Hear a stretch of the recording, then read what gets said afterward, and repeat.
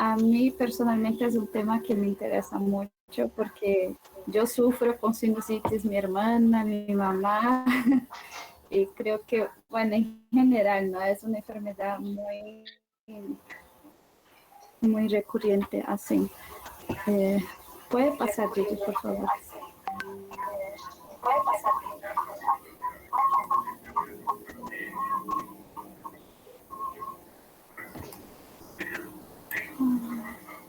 Solo estoy resolviendo el asunto del audio, porque ahora tengo la cámara, pero no tengo el audio.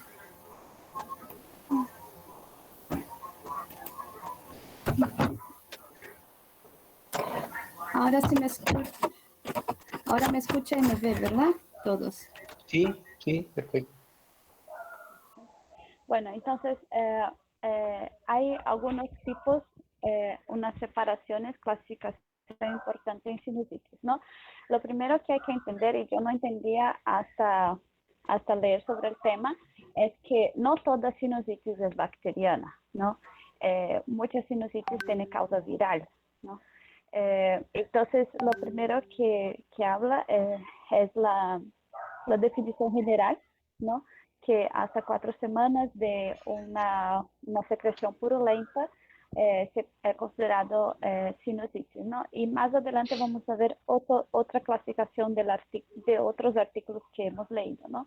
Pero también está la división en viral y si esa sinusitis persiste o el paciente no mejora en 10 días, entonces se puede aumentar la sospecha de que podría ser bacteriana. Puede pasar. Ok, ahí a la foto de la derecha es la foto, tal vez una de las más importantes, ¿no? De entender que hay varios departamentos o sectores que son los senos, ¿no? Entonces, están los senos frontales, están los senos etimoidales, los senos esfenoidales, los senos maxilares, ¿no? Y todos ellos, si tienen algún tipo de interrupción en el drenaje, esa secreción de moco, que es normal, puede quedar atrapada en el seno y se puede infectar, ¿no? Y ese es el problema. En el cuadro de la izquierda están 3 síntomas comunes en la enfermedad, que es la tos persistente, ¿cómo se dice en español, Gigi? El estijo, no sé cómo se dice, ahora me olvidó la palabra, y el nariz obstruido, ¿no? La obstrucción nasal. Puede pasar, Gigi. Aquí seguimos con los síntomas en el tiempo, ¿no? Importante ver ahí el día importante es el día 10, ¿no?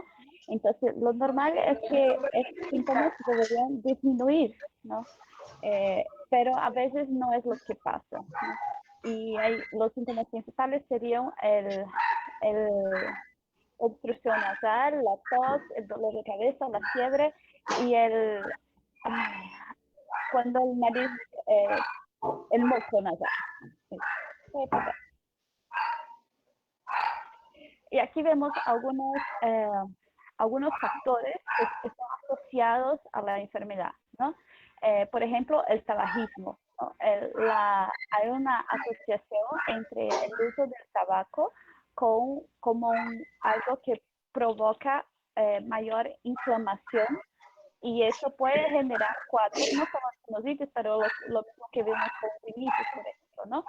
También es importante la respuesta inmunológica de la persona, ¿no?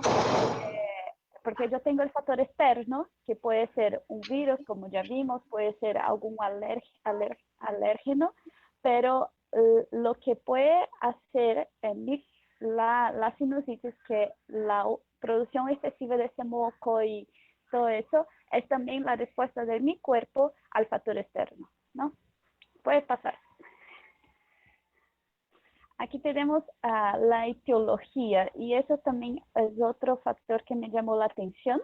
Las 3 principales microorganismos relacionados cuando hablamos de bacterias son Streptococcus pneumoniae, Moraxella y Haemophilus. Pero lo que me llamó la atención es que el cultivo para llegar a esas etiologías es lo complicado, ¿no? Porque si se hace un cultivo de la cavidad nasal, simplemente se puede contaminar por la propia microbiota del normal, ¿no? De la persona. Entonces, es difícil distinguir si ese es el microorganismo que está causando la sinusitis. Entonces, lo que el artículo menciona que es más fidedigno en este caso sería se relaciona con la infección de la otitis media. Son los microorganismos. Paso. Y aquí tenemos algunos cuadros importantes. El de la izquierda no se lee mucho, pero es básicamente una diferencia del tiempo, ¿no? De más de 12 semanas, menos de 12 semanas. Si es de un tiempo mayor, estamos hablando ya de un cuadro crónico que eso vamos a tratar la siguiente semana. La exploración, y vamos a incidir en eso más adelante, ¿no? Los factores de la exploración física, aunque ya adelanto de que muchos de esos señales que vemos ahí como rinorrea y todos los demás no son específicos, y esa es la dificultad del examen físico, ¿no? Que no es específico. Los síntomas de alarma, ¿no? Si vemos epistasis, si vemos que es unilateral, ¿de qué me puede estar hablando aquí? Yo puedo solo un minuto. Yo puedo desconfiar de que puede haber, por ejemplo, un pólipo, ¿no? Puede haber algún tipo de tumoración nasal, entonces eso sería un signo de alarma y claro, tengo que derivar con el especialista y tomar una imagen. Más adelante vamos a ver que la imagen, el estudio de imagen no es recomendado en los casos de sinusitis no complicada, pero aquí me está hablando de sí hacer o el uso de una tomografía porque es un caso que sería ya con signos de alarma, ¿no? Y la lista de los signos en general de la derecha. Puede pasar. Aquí tenemos otra vez otra tabla de los signos, ¿no? La fiebre, la secreción nasal, la tos, la mala apariencia, el dolor de cabeza intenso y el curso clínico, ¿no?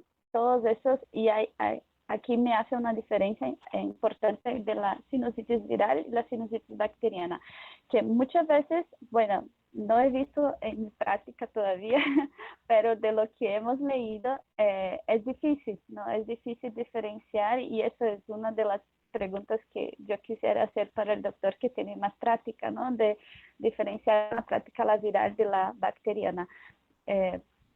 Pero en lo que entendí de las lecturas es que se supone al inicio que sea viral, ¿no? Si esos síntomas se persisten, el paciente no mejora y se hace, por ejemplo, fiebre alta, mala apariencia de la secreción, ¿no? Entonces ahí ya se sospecha de una infección o de una sobreinfección bacteriana, ¿no? Existía una infección viral y se sobreinfectó. Siguiente. Ok, ahora algunos criterios diagnósticos. Lo primero de todo, lo más importante es entender que el diagnóstico es clínico. Y eso es otro que me sorprendió porque yo pensaba que el criterio de imagen era diagnóstico y no es la imagen, según lo que hemos leído, ¿no? El diagnóstico es clínico y se basa en la persistencia, gravedad y empeoramiento de los síntomas, ¿no? Además, dice, ¿no?, el artículo que por más que sea clínico, hay esa imposibilidad, y esa palabra me pareció realmente fuerte, lo puse porque así es como está, de diferenciar la rinosinusitis viral de la bacteriana, ¿no? La temporalidad, importante, más de 10 días, y ahí hace una diferencia de 3 tipos de evolución, ¿no? Es por gravedad, ¿no? Digamos que la evolución A es la menos grave o la leve, ¿no? Catarro nasal, tos persistente, descarga nasal y tos diurna, eso es importante, y menos de 10 días, ¿no? Evolución B, ahí ya hay un empeoramento, o esa persona, ese paciente tenía un cuadro tal vez mejoró, pero vuelve a empeorar, ¿no? Así. Y la evolución C es cuando la persona ya presenta señales de compromiso del estado general, cefalea, ¿no? Descarga nasal purulenta y tos nocturna también, no solo diurna, pero nocturna. Y el último punto importante, que la imagen no son criterios, ni radiografía, ni tomografía, no son criterios para el diagnóstico, porque tienen pobre valor predictivo positivo. Vamos a explicar un poquito eso adelante. El examen físico, entonces, como ya dije, es poco contributorio porque no diferencia el viral de la bacteriana. Pero algunas cosas importantes que sí se puede mencionar: la mucosa nasal, eritematosa o pálida, la rinorrea, el moco en la pared posterior de la faringe, el eritema faríngeo y timpánico, ¿no? Por la anatomía, muchas veces hay una asociación, ¿no?, de esas infecciones, y en ese caso con el oído, ¿no? Y la palpación de frontal, yo también, porque tenía muchas veces unos cuadros de sinusitis y suelen palparme aquí los senos y frontales y todo eso, pero decía que la palpación frontal es poco sensible y poco específica. Y algo que me parece interesante, la halitosis.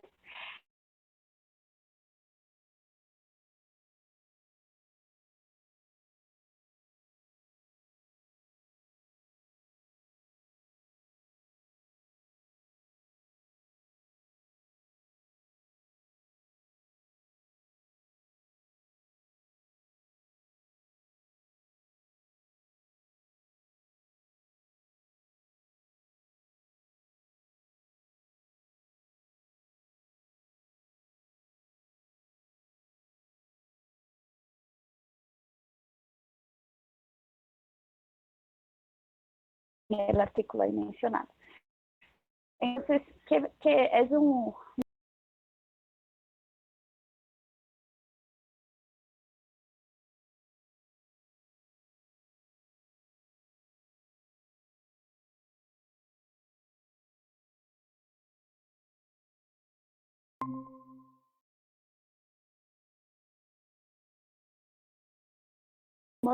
en esa imagen, ¿no? En el seno maxilar derecho hay una opacificación, pero dice que esto puede pasar, puede asociarse muchas veces con resfrío común, con rinosinusitis vírica o alérgica, por eso que no es específica, ¿no?, para sinusitis bacteriana.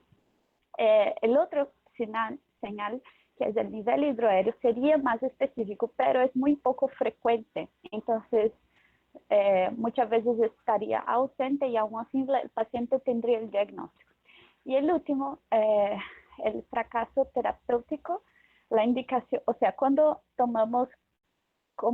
hacemos uso de la radiografía, ¿no? La indicación es cuando hay fracaso terapéutico, clínica grave, con sospecha de complicaciones intracraneales. Y ahí vamos a ver que en realidad cuando hay esos cuadros, se suele pedir la tomografía o la resonancia mejor. Siguiente. Ahora la tomografía de las cavidades paranasales. ¿Cuándo hay la indicación? Otra vez, no si la rinosinusitis aguda grave, complicada o resistente al tratamiento, ¿no? Cuando se pide de urgencia, y eso creo que es muy importante para nosotros, un momento. Cuando se hace de urgencia, cuando hay proptosis, ¿no? Porque, otra vez más, por la anatomía, esos senos infeccionados y con bacterias pueden hacer abscesos, ¿no? Y pueden hacer, alterar los movimientos oculares, pueden hacer celulitis, pueden hacer, incluso infectar el sistema nervioso, ¿no? Por eso que en esos casos de proptosis, ¿no?, de alteración de sensorio, de cefalea intensa, en esos casos sí se hace el ataque de urgencia, es lo que dice el artículo. No está indicado en el caso de sinusitis no complicada, por lo que ya vimos que hay muchos falsos positivos en este caso. Siguiente. La ecografía. Decía el artículo que todavía es poco utilizada, pero que tiene algunas días de dolor y tiene una sensibilidad de 86%, una especificidad de 96%. Pero no sirve cuando se sospecha de sinusitis etmoidal o esfenoidal. Entonces, no sé, en la práctica me quedó la duda, ¿no? Así, porque me imagino que el especialista aquí se interesa en ver todos los senos, ¿no? No solo. Entonces, si no sirve para el esfenoidal, por ejemplo, no sé si se podría utilizar. Siguiente. La nasofibrobroncoscopia. En ese caso, el diagnóstico confirmatorio cuando se identifica inflamación o descarga purulenta en sitios de drenaje de los senos paranasales, ¿no? Él puede identificar anormalidades anatómicas, tamaño de adenoides, septo nasal, del meato medio e inferior. Siguiente. El cultivo, un poquito de lo que ya hablé en las primeras diapositivas, es escasamente refiere a la etiología correcta de la sinusitis, ¿no? En el meato medio tiene una sensibilidad y una especificidad mayor y en ese caso tendría que mostrar es positivo cuando hay más de 10 elevado a la cuarta unidades formadoras de colonia por mililitro. Siguiente.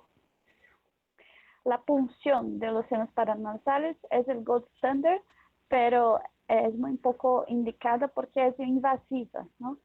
Está indicada cuando se trata de inmunodeprimidos o en caso de fibrosis quística. Los criterios para derivación hospitalar.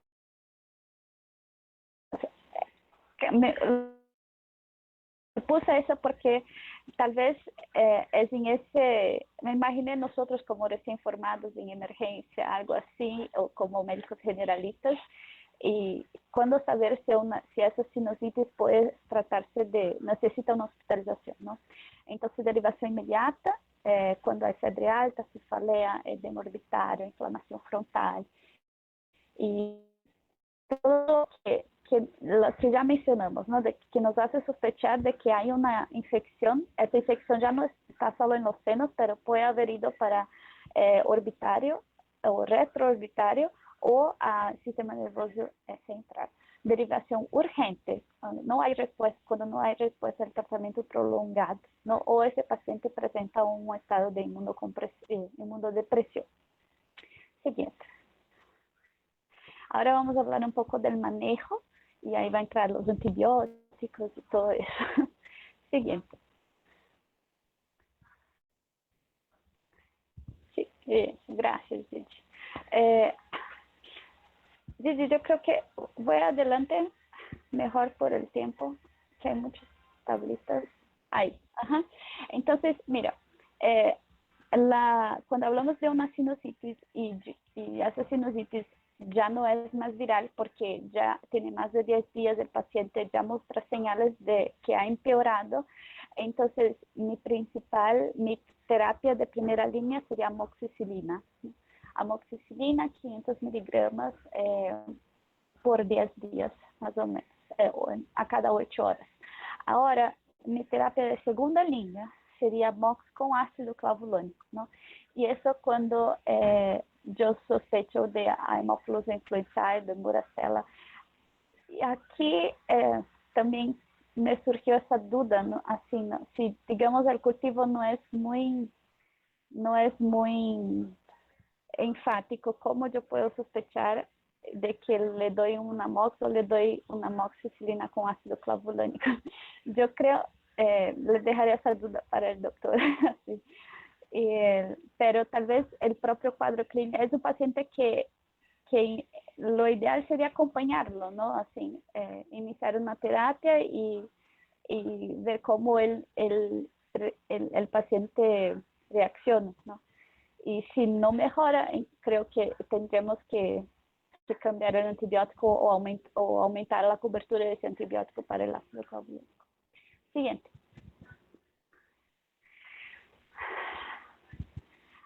hay otra vez el ácido clavulánico y hay otras terapias, ¿no? Como si el paciente tiene alergia, entonces tendríamos que ir a una doxiciclina o otras opciones de tratamiento. Siguiente, teacher.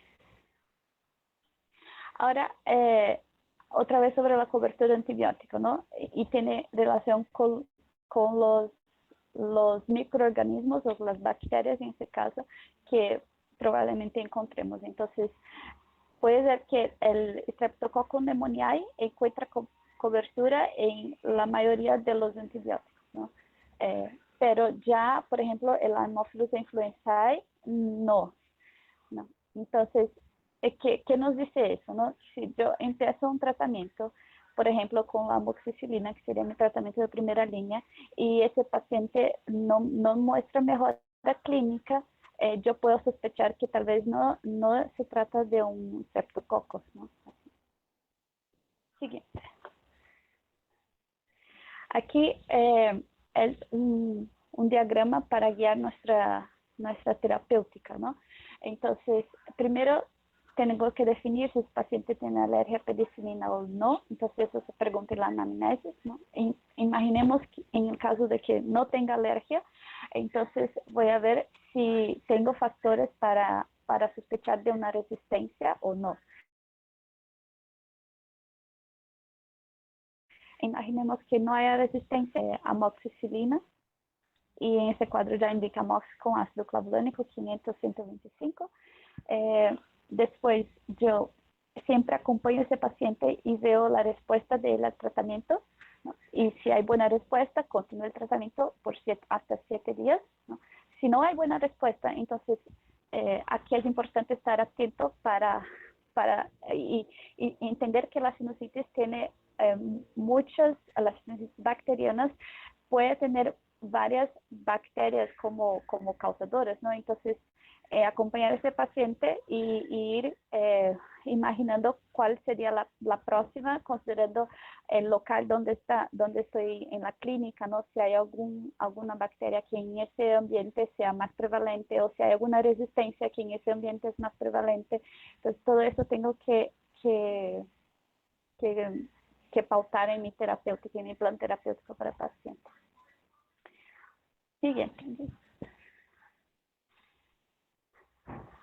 Ahora, en relación a los casos con hepatitis, ¿no? Que el doctor nos preguntó.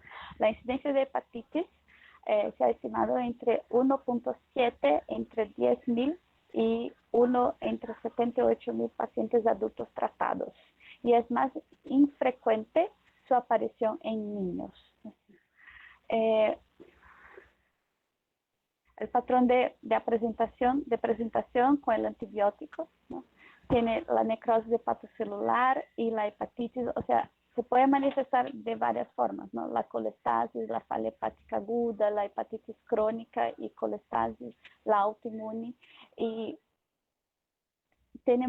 eso tiene mucha relación con el antibiótico, la terapéutica que vamos a utilizar. Por eso que es importante, por ejemplo, la amoxicilina es la base del tratamiento, la primera línea de tratamiento en el paciente con sinusitis bacteriana. Entonces, yo tengo que, además de ver la posible mejora clínica de ese paciente, sospechar las complicaciones, ¿no? del paciente. Entonces, si el paciente empieza en ese caso a presentar un dolor abdominal, ¿no? Yo tengo que poder hacer la correlación clínica con el tratamiento que él está llevando. Siguiente. Las interacciones del antibiótico, las tetraciclinas con las doxiciclinas también no es la terapia de primera línea, pero están dentro de la posible terapia, ¿no? De la sinusitis. Y aquí tiene interacciones, ¿no? Entonces, además de ver el cuadro clínico, las posibles complicaciones, yo tengo que conocer también las interacciones de la terapia, ¿no? Para poder guiar mi terapéutica con el paciente. Siguiente. Las vías de eliminación del fármaco. En este caso, los beta-lactámicos, que sería la MOX, ¿no? El grupo de la amoxicilina, tiene eliminación renal. Entonces, si tengo un paciente que ya tiene tal vez una complicación renal, yo tendría que hacer una equivalencia de dosis, ¿no? del medicamento. Así. Y eso solo considerando la terapia de primera línea. Así. La verdad que eso tenemos que ir conociendo porque muchos de los medicamentos tienen, ¿no? O eliminación renal o eliminación hepática, y siempre tenemos que hacer reajuste de dosis, ¿no? Y en ese caso también, ¿no? Súper importante, porque lo que va a pasar si el paciente tiene un problema de eliminación renal, un problema renal, y damos a él una dosis normal de beta-lactamida, en ese caso de amoxicilina, ese medicamento va a estar recirculando en su cuerpo por mucho más tiempo que una persona que no tiene problema renal. Entonces, él va a tener una sobredosis en su organismo, ¿no? Del medicamento, y puede tener mayor toxicidad, por lo tanto, de ese medicamento. Siguiente, que son solo los tiempos. Ok, ahora en relación a las embarazadas, que es otro grupo especial, ¿no? Los niños, las embarazadas, cuando inicio la terapia antibiótica, si ella tiene síntomas graves, en este caso la fiebre, ¿no? Porque la fiebre es uno de los indicativos de que no es más viral, de que posiblemente puede ser bacteriano, ¿no? El tratamiento adyuvante, que podemos usar la solución salina, o sea, el lavado, ¿no? El acetaminofén, corticoide nasal y aerosol. ¿Y qué antibiótico debo evitar en la embarazada? La doxiciclina, la levofloxacina, la fluoquinolona, porque todos ellos tienen efecto sobre el cartílago, los huesos y los dientes del feto. Las complicaciones, que ya hablamos un poquito, pero ahora tiene una clasificación, ¿no? Una de las complicaciones de la sinusitis se relaciona con la extensión de esa infección de los senos hacia la cavidad orbitaria, ¿no? Entonces yo puedo hacer una celulitis preorbitaria, preseptal, que sería aquel edema impálpable. Puede haber los movimientos oculares pueden estar perjudicados. La celulitis posorbitaria o postseptal, ¿no? Que es cuando ya tengo proptosis, ya tengo quimosis, y aquí recuerden que ese es uno de los indicativos de urgencia en el paciente, ¿no? Proceso superiósteo, el desplazamiento del globo ocular hacia abajo y lateralmente. El 4 sería el absceso orbitario, ya con proptosis grave. Y el 5, la trombosis del seno cavernoso, ¿no? Que es otro local donde pasan estructuras muy importantes, ¿no? Todo lo que pasa en el seno cavernoso. Entonces, si tengo un absceso con compresión de esas estructuras, es una gravedad. Más complicaciones, creo que podemos pasar. Más complicaciones, creo que ya hablamos de todas estas, el absceso y las referencias. Eso fue todo. No sé si mis compañeras quieren agregar algo, tal vez me olvidé algo. O terminé. A ver, gracias, Alessandra. Gracias a ustedes. El grupo 9 está Basti Cerrón. Sí, doctor. ¿Podrías dar algún tipo de alcance de tu exposición, algo que se haya tomado no muy profundamente, o que tú has desarrollado un poco mejor ese tema? ¿Podrías hablar Doctor, algunos conceptos sobre tu exposición? doctor, disculpe, no puedo escucharlo muy bien. Es que mi internet se entrecorta de manera así inesperada y no logré escuchar la pregunta que usted estaba haciendo. ¿Podría repetirla? La pregunta va a ser para todo, a uno por uno del grupo. Ahorita es Basti Cerrón. ¿Qué podrías profundizar o agregar de la exposición que ha hecho Alessandra? Ya que podría agregar. Mientras estaba buscando información, encontré un artículo que mencionaba, el artículo se titula Sinusitis aguda tratada con laserpuntura. Es un artículo de la revista cubana de medicina física.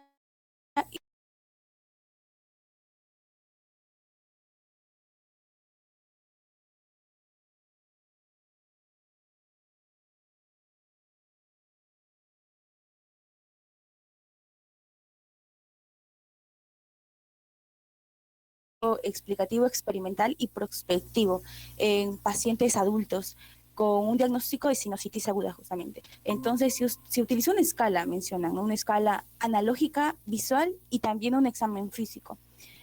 Además se usaron también estudios radiológicos en los senos paranasales, tanto al inicio como al final del tratamiento. Y analizaron esta estadística con una prueba X al cuadrado, que es una prueba estadística. Entonces, finalmente los resultados mostraron que 78 pacientes evolucionaron favorablemente, muy bien, para este tratamiento de la acupuntura. Finalmente, ellos concluyen que se demuestra que hay una utilidad buena al usar la acupuntura y disminuye el tiempo tanto de tratamiento y las secuelas de la sinusitis aguda. Y eso me pareció interesante, doctor. No sé si en Perú tal vez se haya hecho ese tipo de tratamientos. Más creo que se usan antibióticos para tratar una sinusitis bacteriana y para tratar una sinusitis viral. Los que ya mencionó Alecita, ¿no? Pero me pareció interesante este dato que se menciona en el artículo. Uh-huh.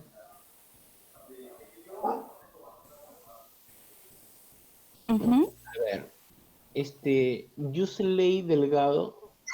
Yuleisi. Yuleisi, discúlpeme, acabar Sí. con el discurso y Buenas no. noches, doctor. Bueno, a mí me pareció muy interesante la parte de... Un ratito. Vuelvo a hacer la pregunta porque no me he sentido respondido con la pregunta de Basti, con la respuesta de Basti. No quiero innovaciones porque va a haber unas innovaciones en otro momento. Lo que yo quiero es que de lo que ha expuesto, ustedes de repente no todos han hecho todo, se han dedicado a una parte en especial y como que tu parte no fue bien explicada o que tu parte sabes un poco más. O lo puedes decir más práctico. Eso es lo que necesito. O sea, no quiero ahorita una innovación, sino yo he revisado esto y yo puedo concluir esto o puedo enfatizar esto. Vamos. Ok, espero hacerlo bien. En la parte que hablaron de embarazadas en diapositiva, a mí en esa parte justo había leído un artículo y lo que entendí, ¿no? Era que muchas veces, como habíamos dicho, ¿no? Casi en toda la terapéutica que a le pasó y fue un montón, mucho recalca la antibioterapia, pero como sabemos, a una embarazada se le trata como si fuera una paciente inmunosuprimida. Entonces, se dice que el uso de una terapia antibiótica injustificada en tales casos, ¿no? Como una paciente embarazada, es un factor importante que contribuye a la resistencia a los antibióticos. Los eventos adversos que estaban relacionados con los medicamentos y costos innecesarios también, la administración antibiótica juega un papel importante en el control de la tasa de infecciones que era, sin más no recuerdo, era con el Clostridium difficile, igual que en pacientes con VIH, que se asocia con una morbilidad y mortalidad materna significativa. No te entendí. Discúlpame la sinceridad, pero concreta. Ya, Dime un entonces, concepto concreto. ¿Entendiste todo eso? bueno, no se debe dar injustificadamente tratamiento antibacteriano a mujeres embarazadas porque tienen más riesgo de presentar infecciones por Clostridium difficile Muy y bien. esto va a aumentar la mortalidad y de maternidad significativa. Morbimortalidad, ya. Ya. Bien, gracias. A ver, ¿quién más? En un ratito. Estoy tratando de ver con el orden. Isabela Trejo. Sí, doctor. Si me permite, me gustaría aumentar o mejor dicho, clarificar un poco en la parte del esquema de tratamiento, porque si vamos según el guideline de el American Association of Otorhinolaryngology and Head and Neck Surgery, dice que tenemos que tener en cuenta dos approaches terapéuticos. El primero es que se tiene que tener en cuenta el watchful waiting. ¿Qué quiere decir? Que como la gran mayoría de mejor dicho, la principal causa de la rinosinusitis es viral, entonces para evitar dar el uso indiscriminado de antibióticos, lo preferible es manejar un cuadro de forma sintomática con analgésicos, esteroides tópicos intranasales y irrigación salina. Pero eso solamente se puede hacer si el physician, el doctor, asegura de que va a haber una reevaluación del paciente. Si se asegura que va a haber una reevaluación del paciente, entonces se hace el watchful waiting con tratamiento sintomatológico, porque si no, se tendría que asegurar con el de primera línea, que sería la amoxicilina. Y si se hace ese seguimiento y en los 7 a 10 días posteriores del cuadro inicial surge la continuidad del cuadro, un empeoramiento, como mencionó mi compañera, ahí es cuando recién se aplica la antibiótico-terapia que se mencionó anteriormente en los cuadros. Ahora, ¿por qué una cosa más que me gustaría agregar? Es la importancia de conocer bien ese esquema de tratamiento, de tener en primer lugar la amoxicilina y en segundo lugar lo que me decía la amoxicilina y clavulanato. ¿Por qué? Porque el amoxicilina y clavulanato, como es un antibiótico de amplio espectro, se tendría que reservar para casos que no han resuelto con la terapia inicial o en casos en que ya se tiene el cultivo y se demuestra la presencia de beta-lactamasas. ¿Y por qué a veces algunos doctores preguntan por qué no se puede utilizar antibióticos como las fluoroquinolonas respiratorias, los macrólidos, el trimethoprim, sulfonimatoxazol y las cefalosporinas? En el caso de las fluoroquinolonas, es que cuando se hizo una comparación del uso con beta-lactámicos, no hubo ninguna muestra de que fuera mejor y más bien se encontró de que había mucho más efecto adverso con las fluoroquinolonas que con los antibióticos. Y en el caso de los macrólidos, sulfamethoxazol, trimethoprim y las cefalosporinas segunda y tercera generación, se halló de que en estos hay una alta tasa de resistencia de lo que vendría a ser el Streptococcus pneumoniae y la Haemophilus influenzae, que vendría a ser dos de las principales agentes causales. Por eso es que es muy importante conocer ese esquema de tratamiento y tener eso en consideración. Bueno. Entonces, primero vamos a hablar un poco de...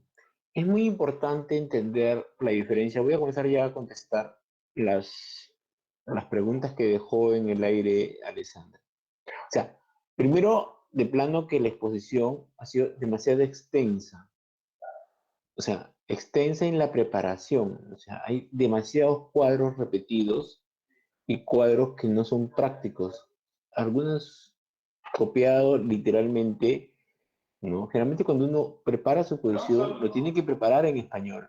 No es porque no leamos inglés, pero es parte de la presentación, es prepararlo en el idioma, salvo cuando ya hay algunos gráficos muy complejos, pero en general preparar algo para personas que lo están escuchando en español se tiene que preparar en español.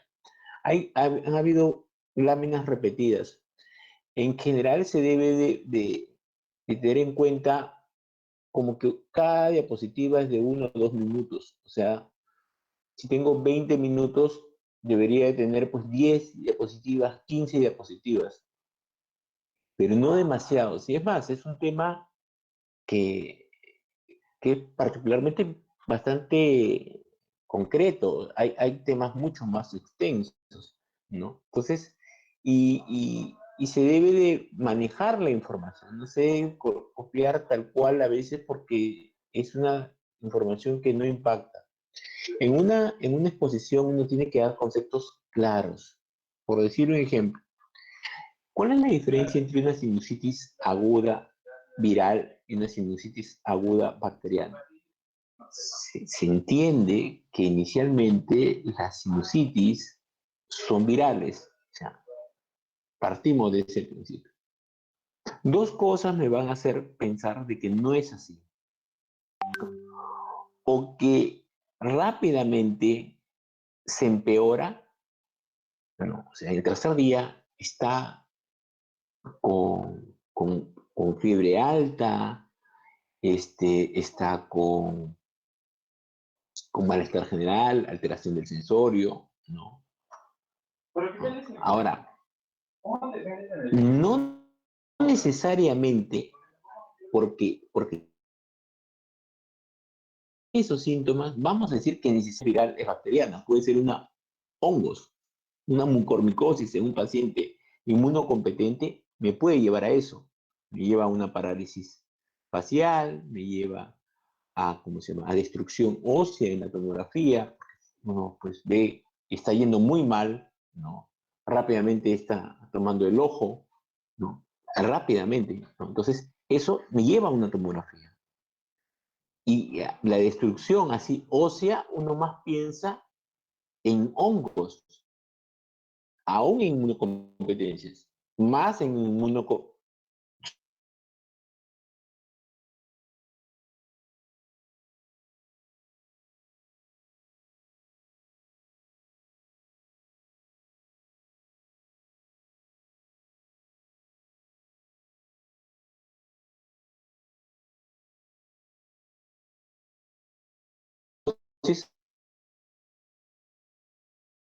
El pronóstico es muy malo. Si está avanzando a esa velocidad, pues en 2 o 3 días más se va a morir, ¿no?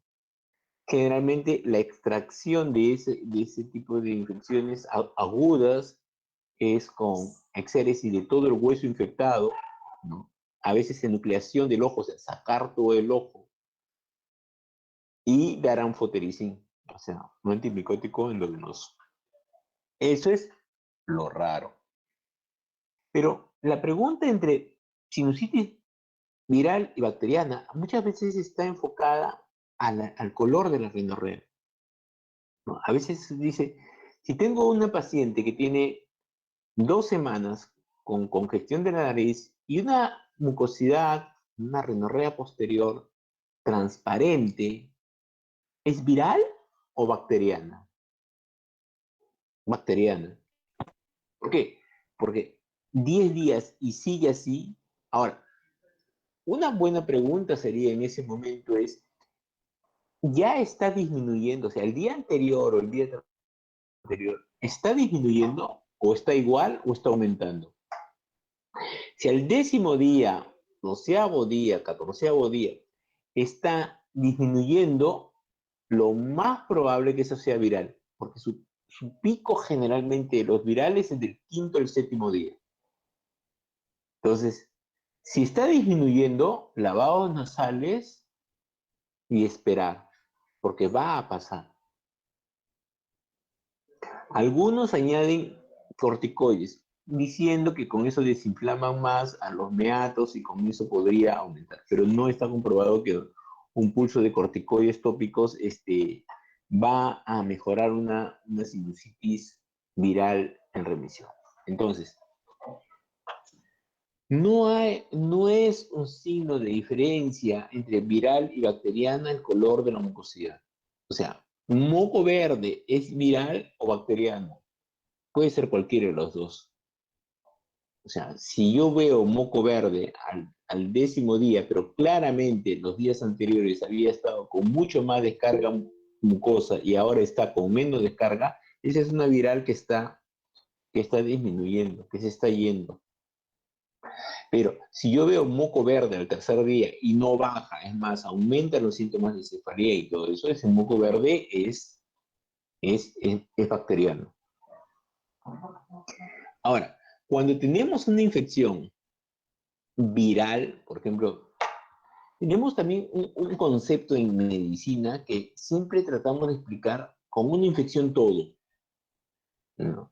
O sea, es bien raro pensar en 2 o 3 infecciones a la vez. O sea, si yo tengo una tuberculosis, tuberculosis en todo. Si yo tengo una infección por herpes, infección por herpes por todo.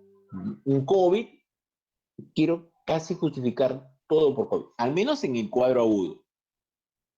Al menos en el cuadro agudo. Ya cuando el COVID está disminuyendo, porque el COVID dura 14 días, cuando el COVID está disminuyendo y ahí vuelve a empeorar el paciente, o intrahospitalariamente, o se infectó de algo bacteriano.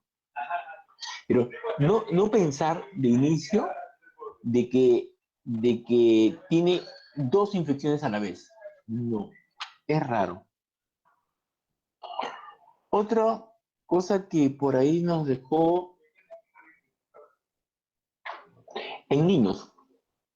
Sinusitis en niños, cuanto más pequeño el niño, siempre piensen en adenoiditis más que sinusitis. La adenoides es una glándula, ¿no? Va a conformar el anillo Waldeyer, ¿no? Con las amígdalas. Es una amígdala que está en la nasofaringe, o sea, en la parte posterior de la nariz, ¿no? Que cuando crece puede obstruir la respiración nasal o solamente comprometer la permeabilidad de la trompa de Eustaquio. Entonces, pero esa adenoides también se puede infectar. Y su infección de la adenoides se llama adenoiditis. O sea, no solamente hay un crecimiento, sino también hay una infección. Entonces, cuando vemos a un niño, piensen ustedes, tiene un resfriado, más de 10 días, ustedes le ven la boca, baja una mucosidad por atrás, y por ahí un pediatra le tomó una placa y no encuentra sinusitis, que puede ser adenoiditis. O sea, ¿por qué? Porque normalmente la adenoides tiene los mismos gérmenes que la sinusitis. Para los fines es igualito darle antibiótico. Ecografía en senos paranasales, no. O sea, en general las radiografías simples están bien cuestionadas. Por eso se dice que la sinusitis aguda es clínica. O sea, ¿qué es lo que me ayuda? Comenzó como un resfriado, como una enfermedad viral, pero al tercer día está empeorando. Está con fiebre alta, malestar general, congestión de la nariz, rinorrea posterior, halitosis. Discúlpame, eso es una sinusitis bacteriana aguda. ¿Por qué? Porque al tercer día ya está muy mal. Aunque sea viral, igualito le pongo antibiótico. Ahora, otro aspecto es un paciente que tiene una sinusitis, o sea, comienza como un resfriado y se le hincha el ojo. Se le hincha, el párpado está hinchado. Al principio solamente como edema y después se torna como una celulitis. Eso es una complicación orbitaria de una sinusitis. Doctor, ¿y no puede ser una conjuntivitis? Sí, puede ser una conjuntivitis, pero si tiene moco y es más congestión o moco en ese lado de ahí, discúlpame, es una sinusitis y trátalo como una sinusitis. Porque el antibiótico que le vas a dar ya es endovenoso, porque ahí tenemos que cuidarnos con que drene la pus ya a la cavidad orbitaria y que pierda el ojo o se vaya al seno cavernoso. Entonces, si ya tenemos una conjuntivitis, si ya tenemos una celulitis periorbitaria, abrir el ojo y ver si mueve los ojos. Si el ojo está quieto, ya entró la pus adentro. Entonces, hay mucho cuidado con eso, ¿no? Si el ojo está quieto, o sea, está helado ese ojo, ¿no? Y lo que tienen que hacer es ver comprobar si hay visión, cuántos dedos mira y todo. ¿Por qué? Porque se puede haber comprometido ya el nervio óptico. ¿Cómo se resuelve eso? Aparte de los tratamientos antibióticos, se entra por senos paranasales, se hace una hemoidectomía anterior y se abre la lámina papilácea, que es la unión o la pared entre la cavidad orbitaria y el seno etmoidal. De ahí tenemos la ortografía, por favor, tienen que cuidar bastante la redacción. En una lámina de desviación sin acento y hospitalar, ¿no? Y abajo nomás decía desviación hospitalaria de lo que habían pegado de un cuadro. O sea, ni repararon que abajo el mismo cuadro había escrito apropiadamente en español. Entonces, por favor, esos errores no deben de ocurrir. Después, ¿cuándo amoxicilina y cuándo amoxicilina más ácido clavulánico? Se dice que cuando una persona o un niño ha tomado, o sea, en los últimos 45 días amoxicilina por alguna causa, probablemente esa sinusitis o a veces otitis se debe de dar a dosis más altas, ¿no? Ya no de 50, sino de 90 miligramos por kilogramo de peso. No. Si no, se pasa a amoxicilina más ácido clavulánico. Generalmente, la resistencia bacteriana a penicilinas se puede sortear con el aumento de la dosificación. Por eso es que las penicilinas se dan por millones. O sea, no siempre se daban por millones. Cuando salieron se daban también 500 miligramos y todo. Pero la resistencia que comenzó a generar, se comenzó a aumentar la dosis hasta millones. Igualito en la amoxicilina, actualmente, por ejemplo, y tomando el siguiente punto, en embarazo, ¿cuál es el antibiótico? Amoxicilina, ¿no? Que se da a 1 millón, ¿no? Cada 8 horas o cada 12 horas. Pero a 1 gramo cada 8 horas o cada 12 horas. O sea, generalmente se trata de utilizar un antibiótico muy seguro como la amoxicilina, pero se eleva la dosis. Ahora, ¿cuándo está bien indicada el antibiótico?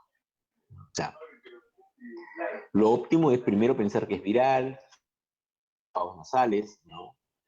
Y de repente con un poco de sprays para ver cómo evoluciona la mucosidad y observarla cada 2 o 3 días cómo está evolucionando.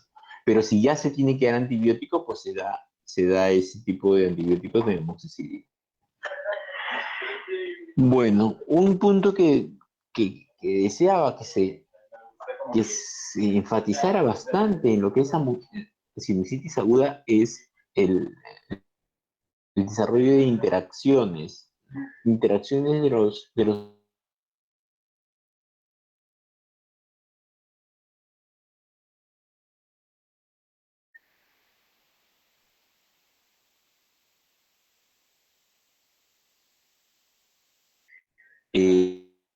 antiinflamatorios, generalmente no es bien indicado, ¿no? O sea, se necesita que baje un poco la inflamación propio de que el antibiótico está haciendo efecto, ¿no? Hasta hay estudios donde AINES como el ibuprofeno tiende a disminuir la concentración de antibióticos en sinusitis y otitis. Entonces, por eso es que no es lo más conveniente darle comodidad, demasiada comodidad, porque quitas la referencia de respuesta al antibiótico, ¿no? Bueno, ahora vamos a pasar a lo que es los aportes. El grupo 1, por favor. Grupo 1. Buenas noches, doctor. Sí. El aporte que te da. ¿Puedes prender tu cámara, por favor? Está prendida. Un minuto, por favor. ¿Ya la puede ver? No. Ok. Nosotros sí lo vemos. No sé, pero yo no lo veo. Qué raro. Sí lo vemos. O salvo que lo vea por otros. A ver, voy a ver si lo puedo buscar. Bueno, les creeré a todos porque no te puedo. Tal vez si lo ancla, doctor. Ya, ahora sí. Y Ok, sí, ahora ya vi. bien. Ya, sí. Ok. Expon, por favor. Sí, en un artículo titulado Una revisión sistemática de la fitoterapia para la rinoceronte aguda, publicado por la doctora Anna Koch en la revista Force Complement en junio del 2016, en el volumen 23, sección 3, en las páginas 195 y 199, nos muestra que en una búsqueda sistemática por Cochrane, PubMed, Scopus, se encuentran ensayos aleatorizados y ensayos controlados que encontraron diversos principios activos naturales como el pergoides, el mirtol, BNO, que es extracto de cinupret, entre otros, mostrándonos que los pergoides, en primer lugar, tienen una utilidad notoria en el tratamiento para la rinosinusitis aguda. Al terminar la revisión nos deja con la premisa de que la medicina herbaria es útil para el tratamiento de la rinosinusitis aguda, pero es necesaria una mayor investigación ya que la metodología suele ser heterogénea. ¿Qué utilidad le das a tu artículo?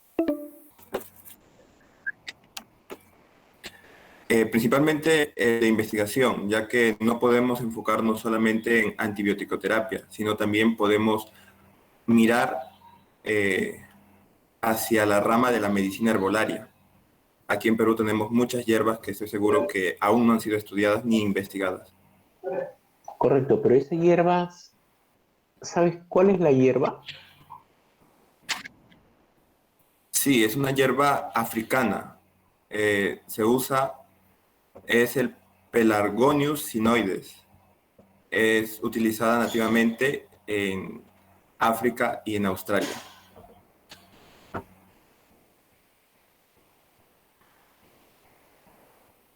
Doctor, no se le escucha. Perdón. 18. El grupo 3, por favor.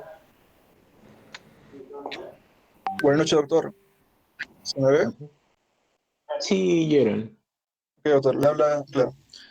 Nuestro aporte fue sacado de la revista titulada Tumor hinchado de Pot, una complicación olvidada de la sinusitis, publicada en la revista Elsevier en el año 2011. Esta revista dice que el tumor hinchado de Pot es una rara entidad que se caracteriza por hinchazón en el cuero cabelludo debido a un absceso subperióstico asociado a osteomielitis en el hueso frontal. Este tumor hinchado de Pot es frecuentemente secundario a una sinusitis frontal o también a traumatismos. Una sinusitis frontal que no sea diagnosticada o que es tratada parcialmente te va a llevar a esta complicación. Y esta sinusitis frontal, esta complicación requiere una intervención médica quirúrgica y rápida, ¿no? Para evitar así futuras complicaciones que puedan aumentar la morbimortalidad del paciente. Entonces, como conclusión, con sinusitis frontal hay que pensar de este como complicación para un diagnóstico y tratamiento temprano y así mejorar el pronóstico de estos pacientes. Ok. 18. Grupo 5, por favor. Hola doctor, buenas noches. Yo soy representante del grupo 5. Sí se me ve y se me escucha, ¿no? Sí, bueno. El aporte de nuestro grupo fue un artículo conocido como llamado El efecto de la ceftriaxona frente a la amoxicilina más el ácido clavulánico para el tratamiento de la rinosinusitis bacteriana aguda, tratamiento de corta duración. Fue publicado por el Open Access Macedonian Journal of Medical Science el 20 de agosto de 2018. Y ese estudio que se realizó fue un estudio observacional retrospectivo que tuvo como objetivo evaluar la respuesta de los pacientes con rinosinusitis bacteriana aguda a dos regímenes de antibióticos, donde se incluía el fármaco oral de primera línea, que es la amoxicilina más el ácido clavulánico, estas en dosis altas, y la ceftriaxona. El artículo menciona que el estudio se realizó en el periodo en octubre del 2016 a diciembre de 2017 y todos los pacientes fueron diagnosticados con rinositis bacteriana aguda. Se hizo un grupo de 120 personas y se separó en dos grupos, en las edades de 15 a 52 años. El grupo 1 y el grupo 2 tenían ambos 60 pacientes y al grupo 1 se le prescribió ceftriaxona, 1 gramo por vía intramuscular cada 24 horas, y al grupo 2 se le prescribió amoxicilina más ácido clavulánico por vía oral, 875 miligramos en la primera dosis y 125 miligramos en la segunda dosis, con un intervalo de 12 horas, 2 veces al día durante 3 y 4 días.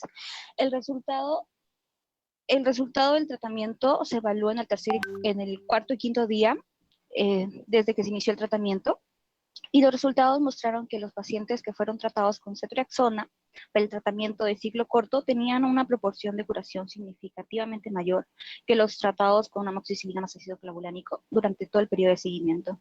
Y se concluyó que la ceftriaxona resultó ser más eficaz en el tratamiento de la sinusitis bacteriana aguda.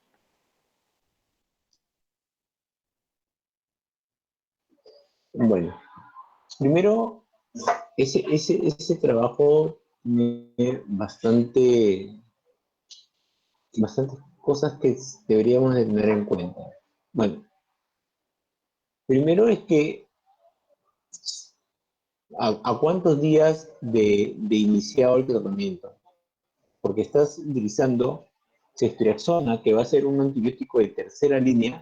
O sea, cuando no te respondan ningún antibiótico por vía oral, vas a llegar a ceftriaxona como un tratamiento casi de primera línea. Es más, de primera línea y en una sinusitis aguda, no complicada. Lo que vas a estar creando es resistencia bacteriana de estreptococcus sobre ceftriaxona. Eso no es lo más adecuado. O sea, las sinusitis agudas, siempre pensar que primero es viral. Por eso es que la sinusitis aguda es un resfriado que pasa al 10º día. Y no porque pasa el 10º día le voy a dar ceftriaxona o ácido clavulánico. El antibiótico de primera línea sigue siendo la amoxicilina, de repente a dosis más altas, pero sigue siendo la amoxicilina. Si no responde, pasas a amoxicilina más ácido clavulánico. Ahora, en este estudio están comparando amoxicilina más ácido clavulánico contra ceftriaxona por vía intramuscular. Estás quemando una etapa innecesariamente en un antibiótico que es muy efectivo para muchas otras infecciones que una sinusitis aguda. Me parece que, aunque es interesante en los estudios, pero ese estudio, estudio de terapéutica, y justamente lo que más queremos hablar ahorita es de terapéuticas, ese estudio en especial es muy importante tener mucho cuidado en su lectura, ¿no? O sea, se está dando un tratamiento antibiótico a una patología que potencialmente, si no es complicada, es viral, ¿no? Y se está utilizando dos esquemas de nivel 2 de nivel 2 y nivel 3, ¿no? Que lo que va a ocasionar es una resistencia bacteriana en la población. 17. Grupo 7, por favor.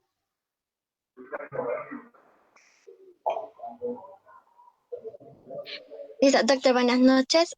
De parte del grupo 7, soy Jennifer Calapuja y le voy a hablar acerca del aporte que se basa en el artículo publicado en la revista Otorrinolaringología, Cirugía de Cabeza y Cuello. Fue publicado en junio de 2019 y lleva de título Tratamiento de patologías otorrinolaringólogas más frecuentes durante el embarazo, una revisión de la literatura, donde menciona el esquema antibiótico que se debería llevar en mujeres embarazadas, ¿no? Recomienda la amoxicilina como el antibiótico de primera elección, y eso también se puede asociar con el ácido clavulánico, y entra dentro de una categoría B, que en grado de riesgo que representa para el embarazo que representa para el feto durante el embarazo, perdón, puede ser aceptable y no hay evidencia de riesgo en personas.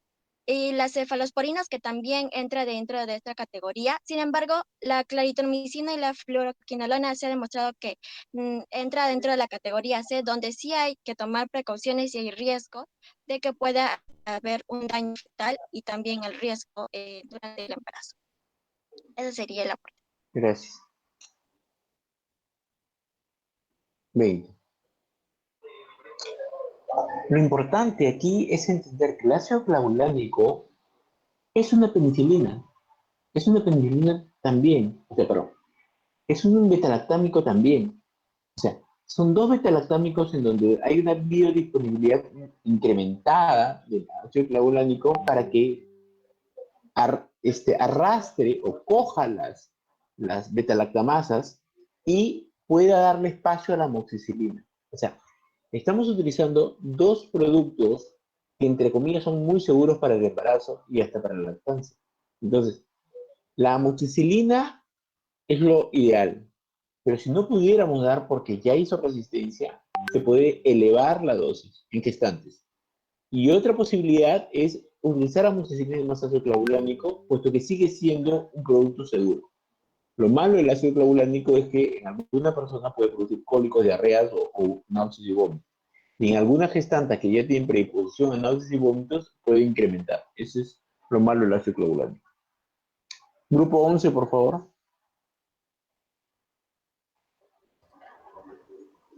Buenas noches, doctor.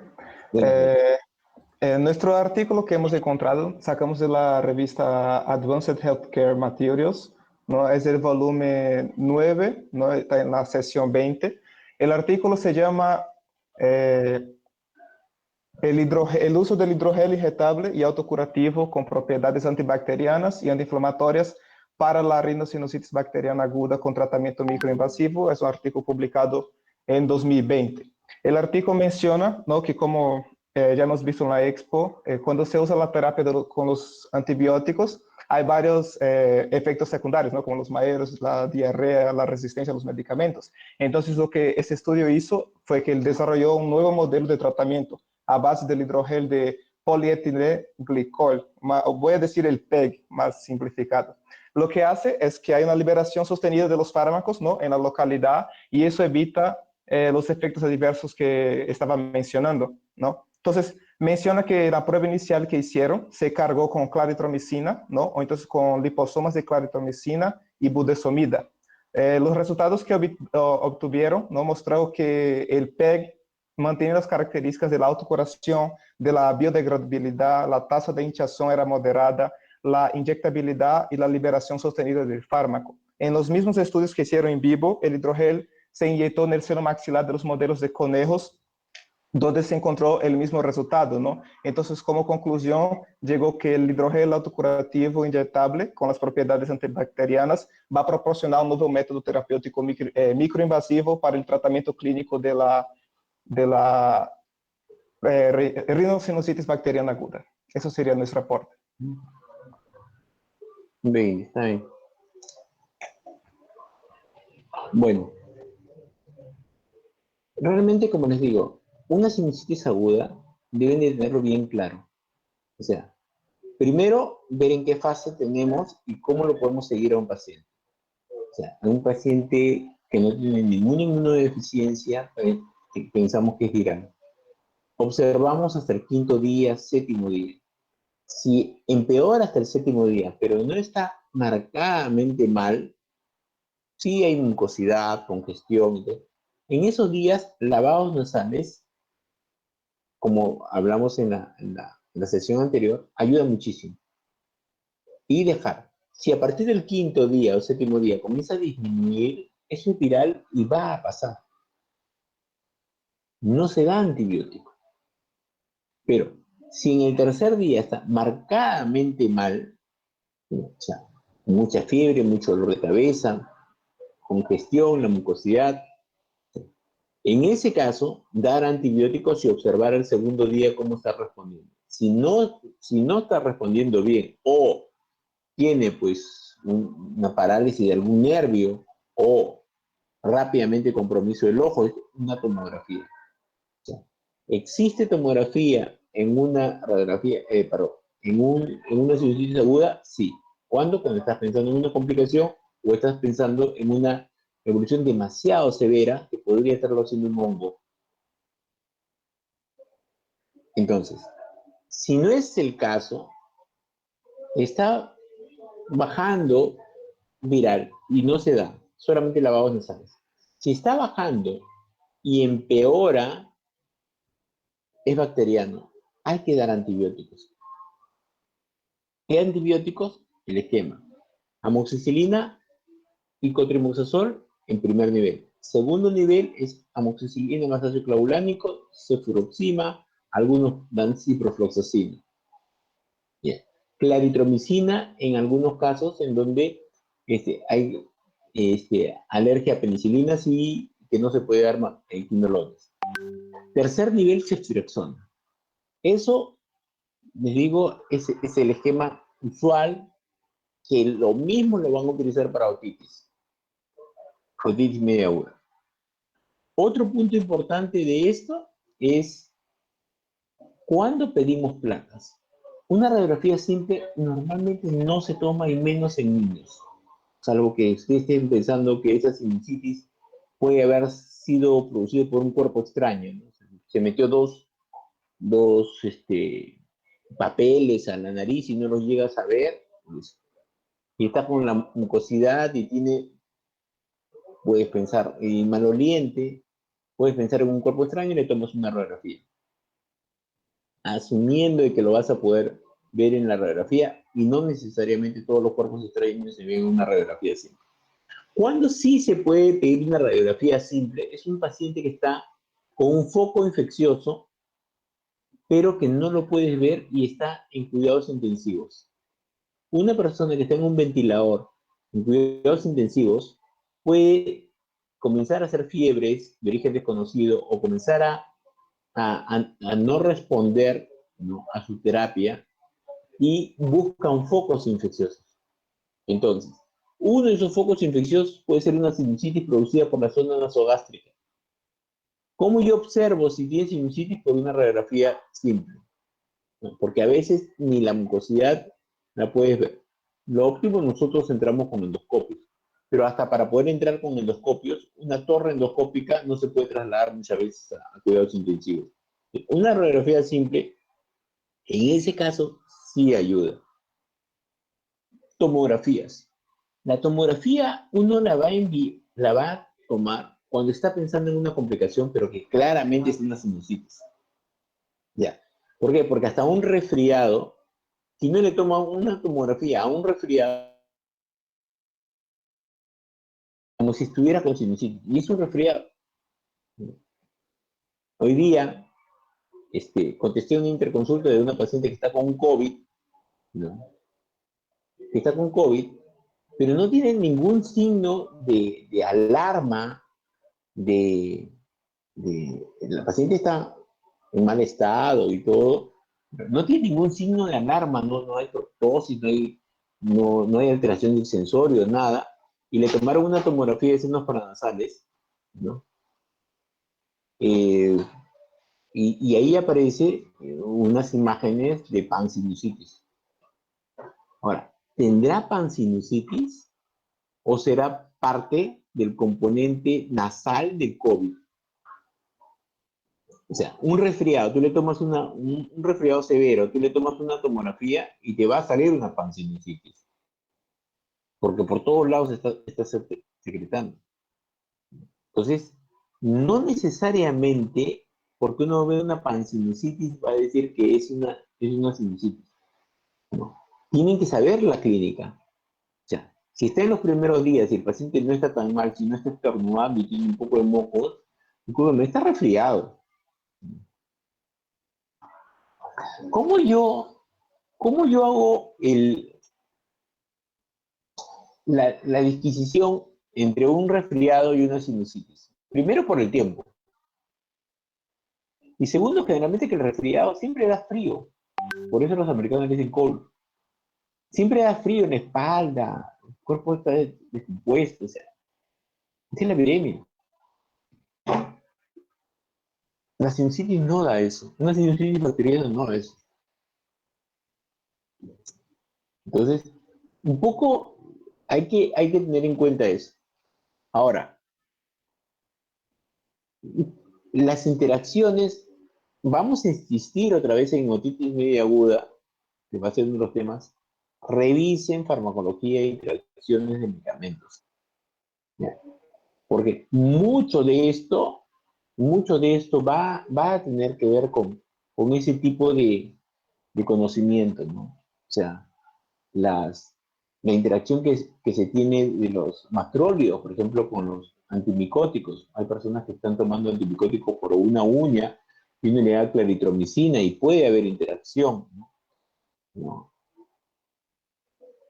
Algunos van a tener también alteraciones con el QT, ¿no? Con la despolarización del corazón, ¿no? Arritmias ventriculares están referidas, ¿no? Las quinolonas, ¿no?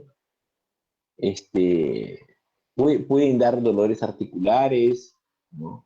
Pueden interaccionar con medicación como el Ventolin de algunos pacientes asmáticos, ¿no?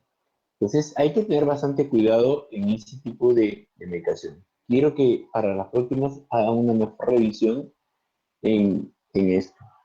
La nota del grupo en exposición, de verdad, no lo pudo proyectar bien, o sea, no supo enfatizar las cosas que se deberían de enfatizar. Siempre cuando ustedes se expongan, tienen que tener el objetivo, ¿qué cosa es lo que quiero que todos aprendan? O sea, esta exposición, ¿qué cosa es lo que yo necesito que aprendan? ¿No? Y sobre eso comienzo a sustentar toda mi exposición. Nota grupal 17 del grupo 9. Bueno, ahora voy a pasar en estas media hora. Quiero mostrarles un poco lo que son imágenes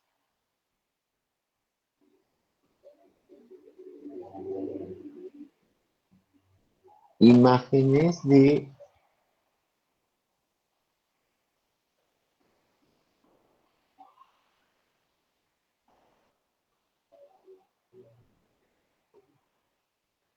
me avisan si llegan a ver, por favor. Sí, doctor. Sí, doctor, se puede ver. Ya. Vamos a comenzar a ver un poco de imágenes porque en parte las prácticas también van a ser imágenes y vamos a contar casos y todo, ¿no? Justo hoy día estaba hablando con uno de los profesores de práctica que me ha aceptado para poder enseñarles y quiero diseñar cómo es que vamos a hacer, ¿no? Pero en general, por decir, ¿no?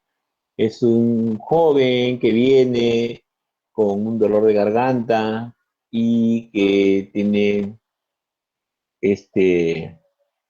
problemas con del corazón, ¿no? Con insuficiencia aórtica y que está con fiebre de 39 de hace 2 días y hace ya casi una semana que está con este problema y tiene esto, ¿no? Entonces, hay que ver que aquí este es el pilar anterior, esta es la úvula, este es el pilar anterior y estas son las amígdalas, en donde se ven secreciones. Lo que hay que diferenciar es la secreción propia de una infección de el calcium, ¿no? Este podría ser un calcium, ¿no? O sea, son como arroces, son pero que no respetan solamente la cripta, sino perdón, que el calcium respeta más la cripta y ese es su centro, ¿no? Esta es una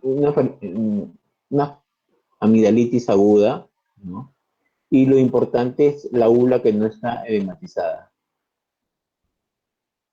Tratamiento, siempre el estreptococo o betemolítico del grupo A, ¿no? ¿No? Es la principal causa, ¿no? Generalmente gran positivos y anaerobios es todos los gérmenes de la boca. Mientras que en miren el paladar blando, como acá está hinchado, ¿no? Miren a lo que puede llegar el edema, ¿no? La úvula misma está hematizada, está lateralizada. Entonces, aquí tenemos que pensar más en tomografía, más en un absceso periamidalino. Y recuerden, el absceso periamidalino no es una faringitis o una amigdalitis que se abscedó, no. El absceso periamidalino usualmente es unas glándulas sudoríparas en el espacio periamidalar, ¿no? Que hace que esas glándulas se infecten y produzcan pus en el espacio entre el paladar, ¿no? Entre los pilares del paladar y la amígdala.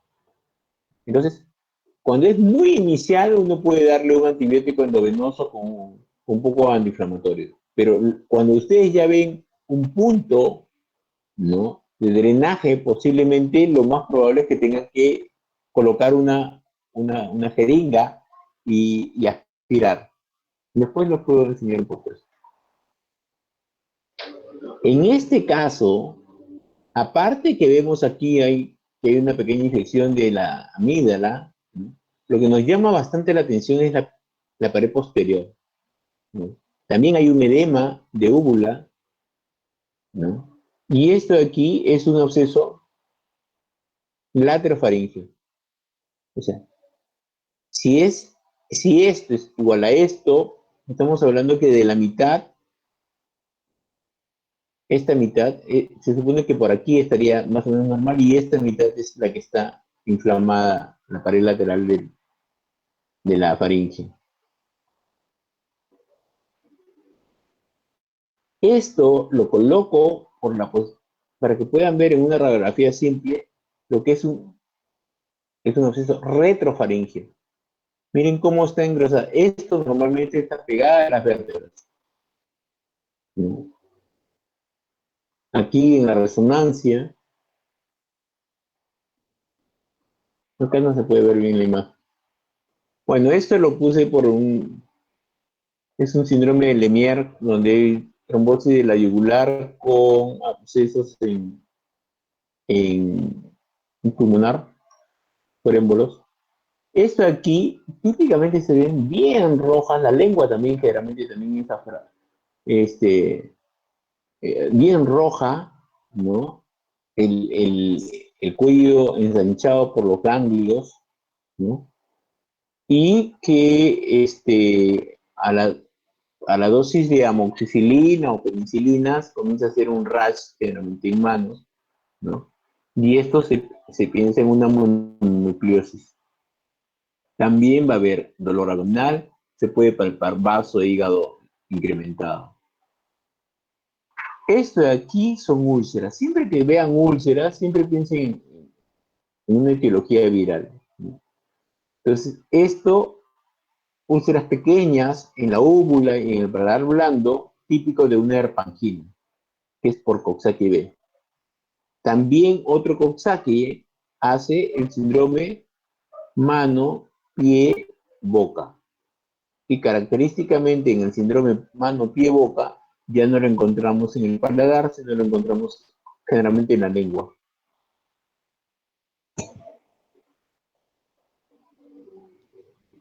El síndrome PAFA es fiebre recurrente. Fiebre recurrente quiere decir que los episodios de fiebre son con el mismo intervalo. Por decir, pueden ser 20 días, 30 días, 45 días, pero cada 45 días se repite. Cuidado cuando hay cada 21 días. Si la fiebre recurrente da cada 21 días, el diagnóstico diferencial es neutropenia cíclica, en donde al niño se le baja los neutrófilos cada 21 días. Pero además de la fiebre recurrente, que es lo que marca el diagnóstico, es las aftas, la faringitis y la adenopatía cervical. Ese es el síndrome PAFA. Esto es una úlcera necrotizante, ¿no? En una boca en muy mal estado general, periodontitis, ¿no? Síndrome de Vincent, angina de Vincent. Esto mucho tiempo no se veía, ¿no? Pero que ahora a propósito de un caso de la niña que murió, es la difteria, ¿no? Esta es una placa de difteria. El CRUP, ¿no? El CRUP verdadero es por difteria. Esto tiende a rápidamente ser muy contagioso y rápidamente ir por toda la vía respiratoria y llega a morir de asfixia la persona, aparte de las toxinas que puede comenzar a despedir y tener problemas cardíacos. Esta es una ránula, ¿no? Es un quiste, este es un quiste de base de lengua, ¿no? Y este es un quiste de base de boca, ¿no? Que es llamado ránula también, de glándulas salivales. Este se llama épulis. El épulis es, como lo ven, en un niño menor de 1 año, que sale inmensos.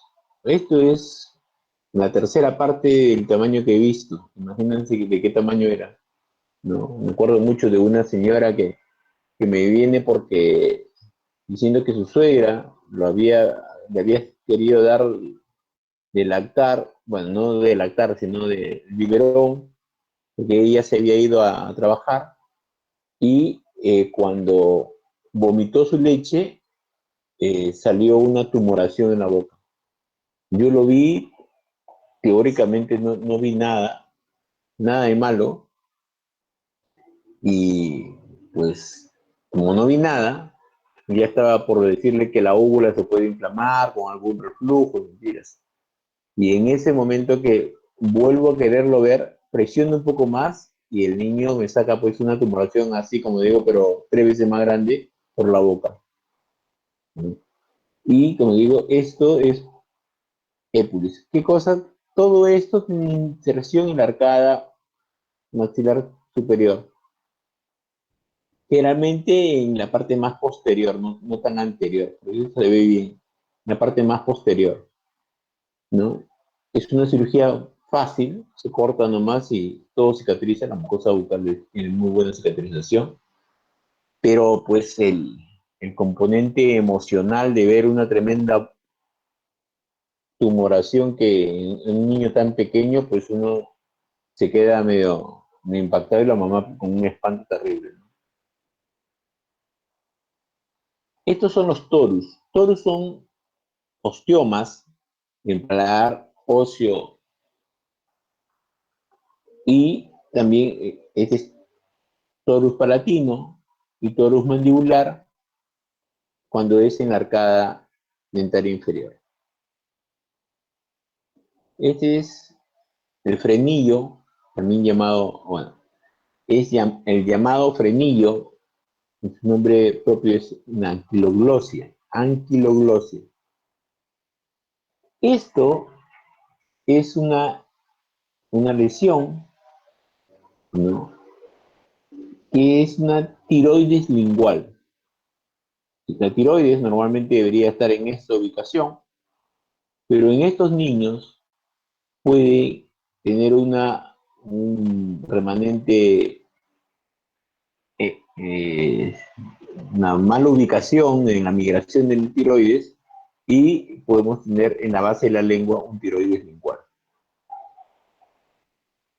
Y esta es una gamografía que le dan con magnesio para que pueda mostrar esto. Tipos de lengua: escrotal, geográfica, vellosa, nigrans. Este es un hongo.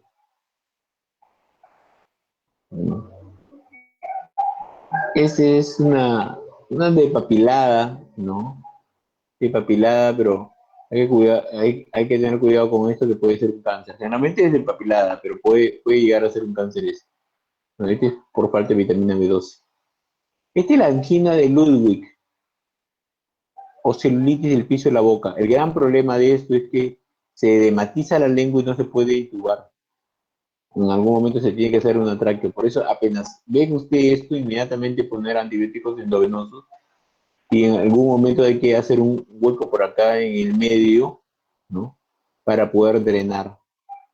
Si es que se hace una ecografía y se drena.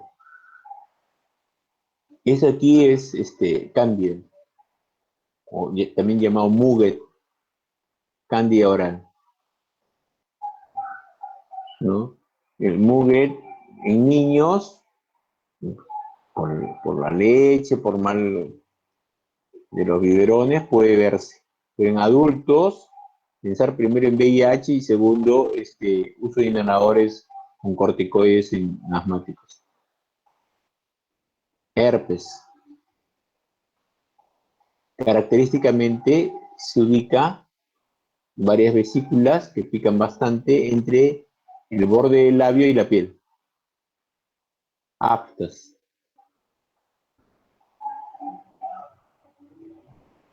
Leucoplasia. Leucoplasia. Esto es muy duro de sacar, mientras que la cándida se puede mover, esto no. Una metaplasia. Leucoplasia. Esto se ve generalmente en pacientes con VIH, el sarcoma de Kaposi.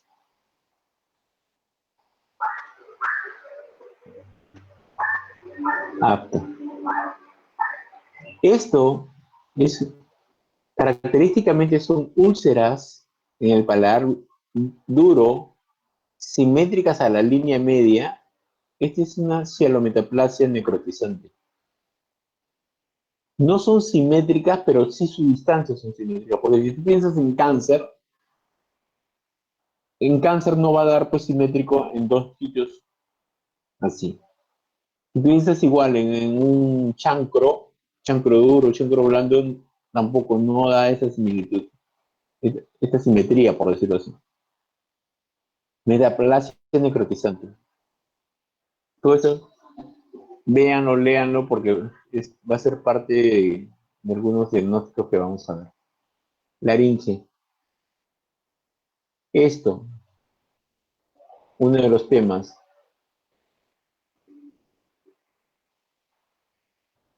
Esta es una laringe normal. Este aquí es la laringomalacia tipo 1, que es por la mucosa de los aritenoides. Laringomalacia tipo 2, que es los pliegues ariepiglóticos cortos, y laringomalacia tipo 3, donde el pliegue glosoepiglótico está elongado, entonces hay una caída de la epiglotis sobre las cuerdas vocales. Parálisis de cuerda vocal. Parálisis de cuerda vocal. Y esto ya es como lo normalizan con la cirugía. Acá tenemos dos tipos de hemangioma. El hemangioma supraglótico,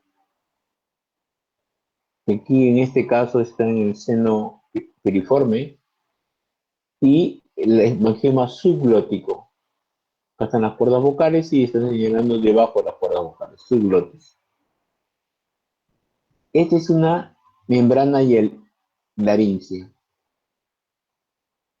Esta es una atresia laríngea o una membrana laríngea total. Una membrana laríngea. ¿Por qué? Porque por acá, por eso le han puesto el tubo, porque por acá todavía puede pasar. Esta es una estenosis subglótica. Ahora, acá están las cuerdas vocales y esta es una estenosis subglótica. Estenosis subglótica concéntrica, como lo vemos acá, concéntrica, generalmente es posterior a una intubación. Pero si una estenosis subglótica donde hay un crecimiento básicamente de la pared anterior, es congénita. Entonces, ¿cuál es la diferencia entre una estenosis subglótica congénita de una adquirida es que la adquirida es concéntrica, o sea, por todos lados comienza a cerrarse, mientras que la congénita es de un lado, generalmente la pared anterior.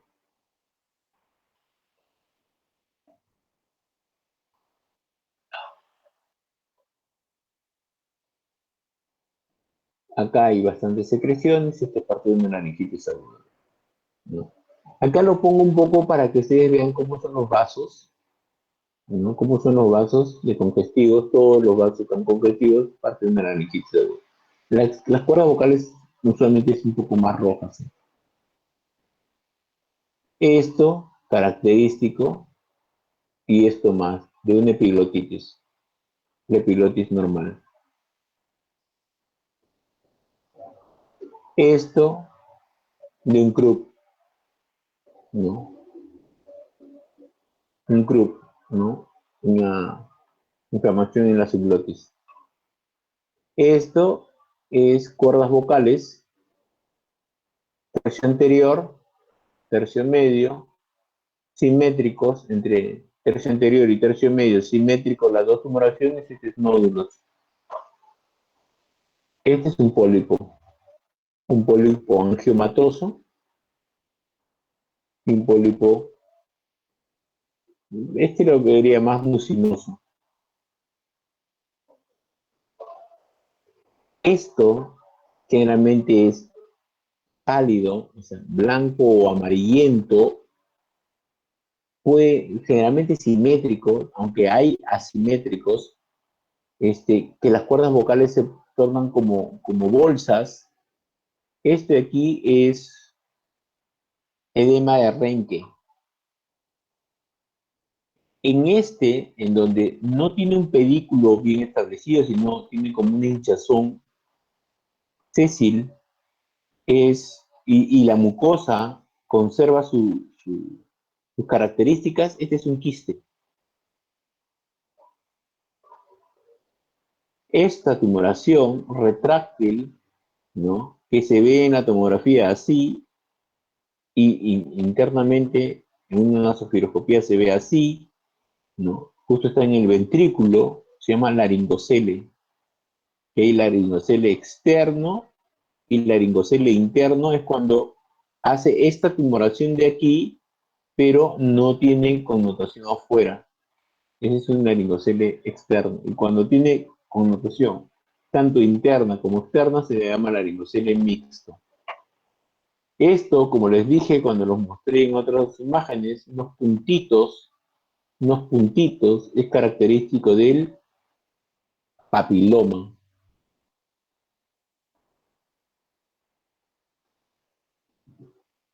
Estas de acá son leucoplasias, ¿no? Que hay que verlos si hay ya alteración del núcleo para decir que ya es un cáncer. Una leucoplasia es sugerente de cáncer. Cuerpos extraños. Cuidado con los cuerpos extraños que están alojados en ambos puntos. Porque cuando uno quiere sacarlo, corta y sangra. Y ese sangrado se va a la vía aérea. Tienes que hincar sobre un punto y después, para que salga el otro extremo y después recién sale el otro extremo. Así saca un cuerpo extraño de... ¿Mm? Igual. Nódulo en bambú, ¿no? Generalmente es cuando la cuerda está festoneada.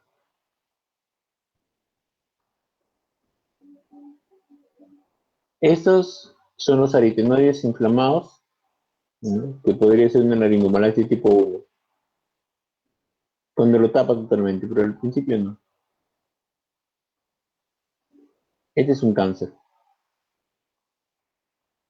Raramente el diagnóstico diferencial de un cáncer es una tuberculosis. Este sí es un cáncer. Acá están las cuerdas vocales, y esta es banda ventricular con una úlcera. Tipos de cáncer. parálisis de cuerda, estenosis subglótica. Todas estas son lesiones de estenosis subglótica post-tubo. Cuerpos extraños, animados, inanimados, nariz. Quiste dermoide. Generalmente tiene a veces un huequito. Quiste dermoide. Meningocele. Este ya posoperado. Atresia de Coanas. Esta es una imagen de que ha entrado por la boca y está mirándolo de atrás para adelante. Esta es una coana normal, cornete inferior, cornete medio, y esta es una atresia bilateral. Rinofima. Estas son las costras amarillas con, este es el tabique acá, con degeneración de los cornetes. Esta es una ocena o rinitis atrófica. Esta aquí es una úlcera, generalmente una UTA, ¿no? Por leishmaniasis. Un cuerpo extraño de mucho tiempo, cornete medio, cornete inferior, ¿no?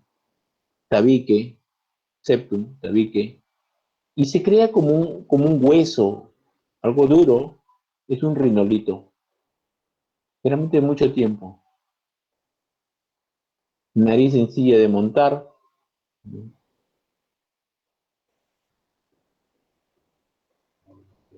Una sinequia turbino-septal. Cornete septum turbino-septal. Algunas veces hay que observar bastante esto de aquí, ¿no? Por la posibilidad de que sea un lupus, ¿no? Y el lupus en el tabique también tiene o sangrados o a veces necrosis por lupus, porque es una vasculitis. Una laterorrinea derecha, lo pongo más que todo para que vean que una cosa es la desviación de la pirámide nasal, que se llama laterorrinea, y este es el lado derecho, este es el lado izquierdo, laterorrinea derecha. Y otra cosa es la desviación del septum nasal.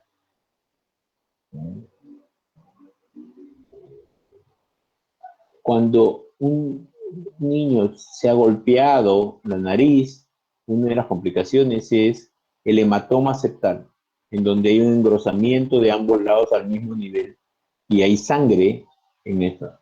Es una emergencia, tendría que ser drenado rápidamente. Otra nariz sencilla de montar. Epistaxis.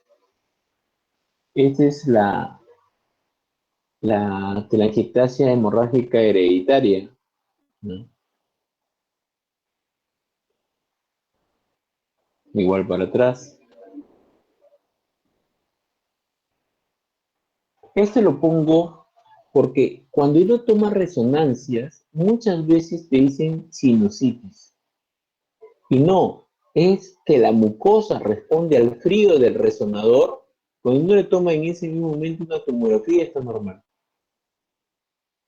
Entonces, no toda sinusitis, había a veces hasta nivel, ¿no?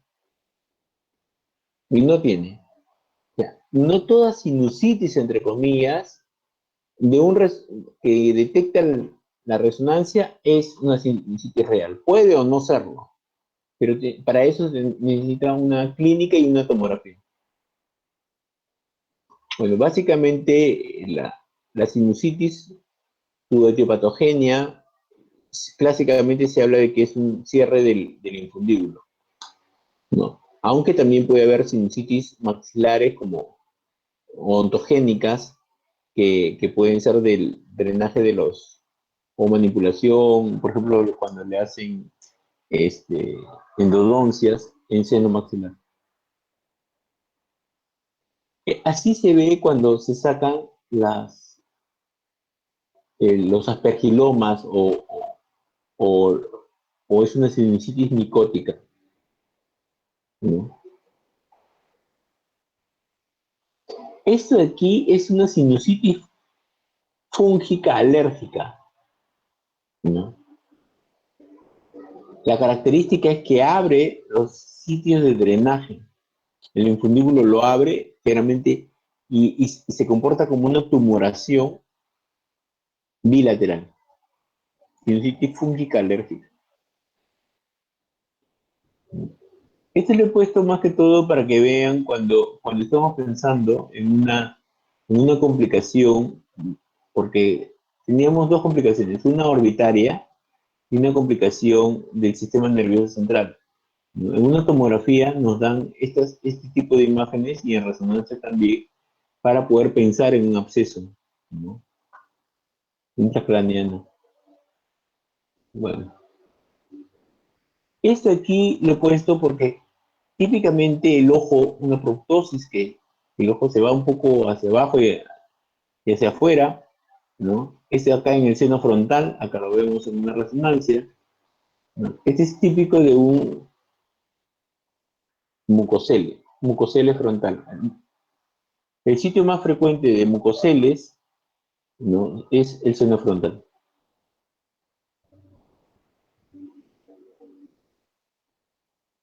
Aquí, ¿qué observamos? Observamos que el cornete medio no está, o está cortado, y acá hay drenaje. ¿Qué cosa está pasando? Falta el luciforme aquí y no hay cornete medio. O sea, esto ha sido operado. Esta es una secuela de una cirugía endoscópica que se ha sinequeado el sitio de drenaje. Bueno, fracturas, ¿no? Accidentes, fracturas de diferentes tipos. Este es lo he puesto para ver cuando hay una fractura de piso de órbita, ponen una malla, generalmente los de cabeza y cuello ponen una malla para que se restituya, porque si no el paciente está con diplopia. Si no tiene diplopia no pasa nada. Este es uno de los tumores raros que es una displasia fibrosa de un cornete o displasia fibrosa de un seno maxilar. Estos son osteomas en fosa nasal. Generalmente no se tocan, salvo que produzcan alguna alteración, ahí recién se opera. Porque el gran problema de esto es que están bien agarrados y cuando uno lo quiera querer sacar, pues fractura o la órbita o fractura la lámina grigosa, ¿no? Esta es una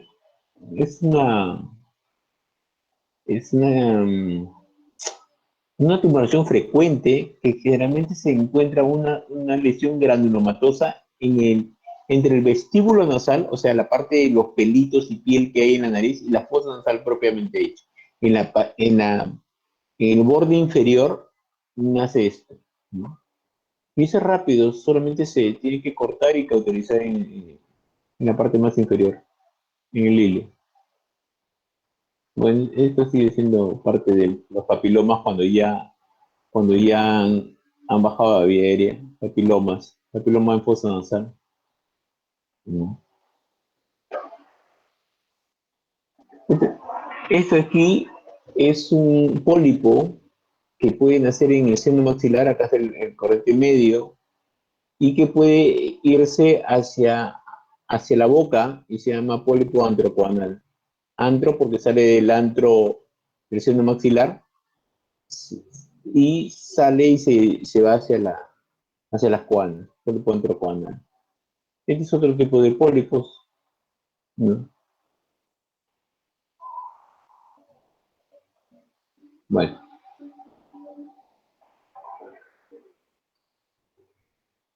Eso es lo que quería mostrar la vez pasada, pero aproveché mejor a este tema que es un poco más corto. ¿Alguna pregunta, por favor?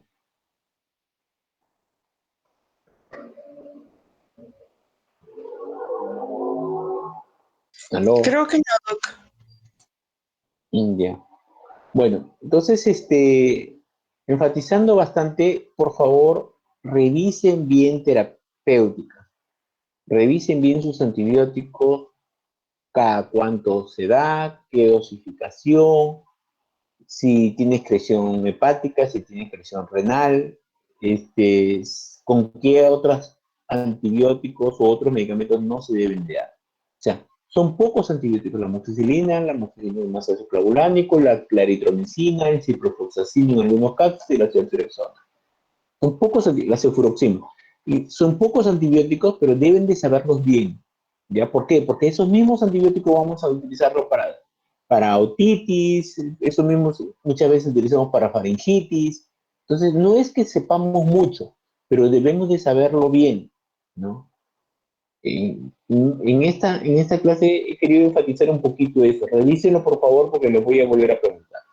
En las prácticas se va a insistir bastante en esas interacciones o en qué tipo de pacientes se puede dar o en qué otro tipo de pacientes no se debe dar. ¿Ya?